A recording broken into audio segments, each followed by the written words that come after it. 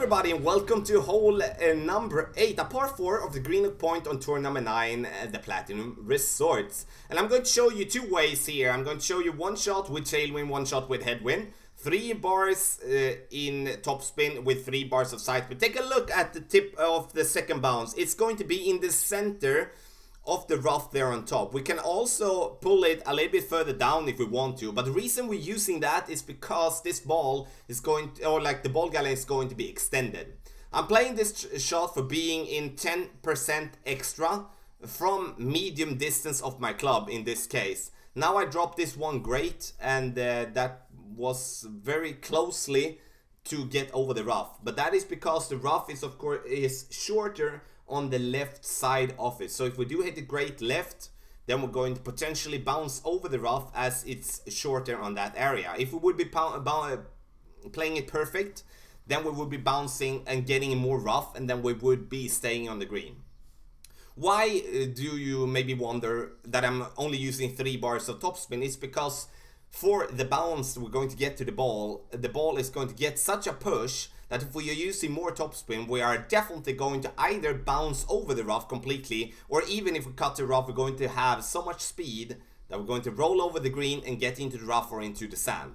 So the thing that we do want here is that we either want to be on the green, that of course would be awesome, but in worst case scenario, we do want to be on the fringe or on the fairway just by the green for an easy wedge approach.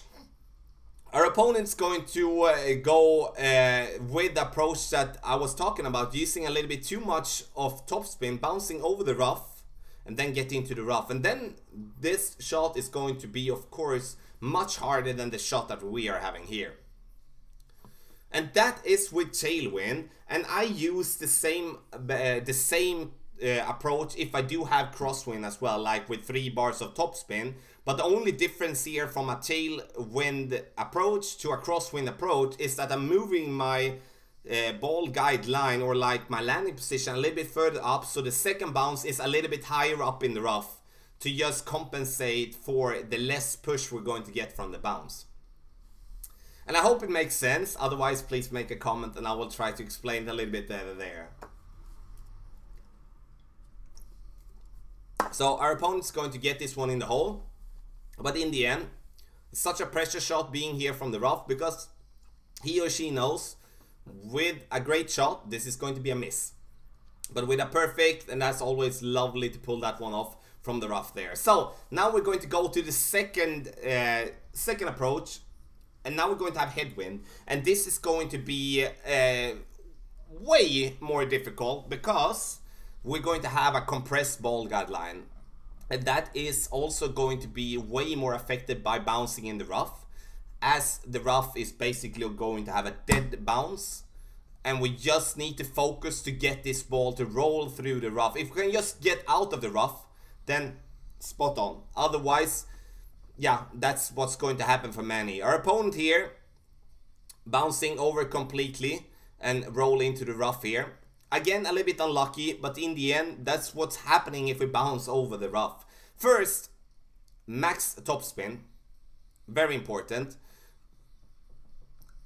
I'm going to play this one with a marlin. Max topspin, max side spin here, like a little bit. Look at the second bounce of my ball guide line.